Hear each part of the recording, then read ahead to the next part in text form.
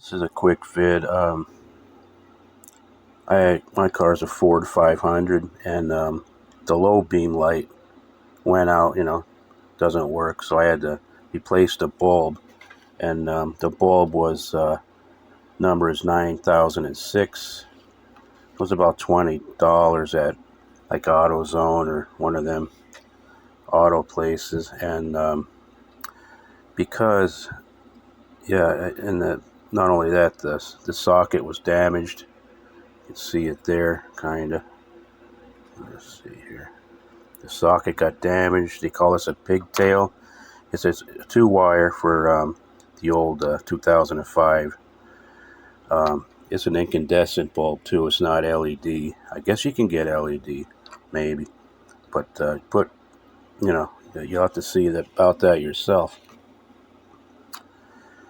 So the light bulb goes into this socket. There is like a matching, like this is like say the female, and there's like a male that that's connected to the light bulb that you get and go in here, and you have to reach in there behind the headlight and under the hood and twist it counterclockwise to get it out and pull it out. Of course, they give these like I believe I thought I would have to buy the crimp connectors, whatever they call it, splicing wires. There was one in here. I don't know if that was supposed to be 2 or whatever, or someone put one in. I'm not sure.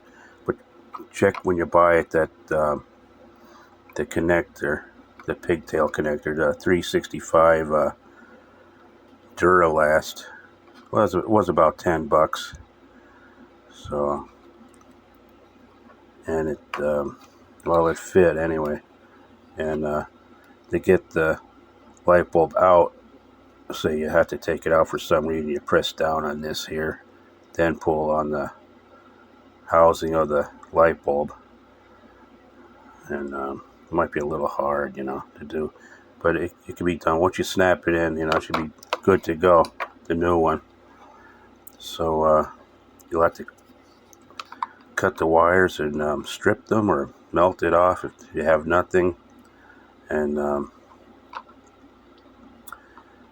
you might have to, if you don't have the crimp connectors, I guess you can twist the wires if you have nothing. Put tape on them.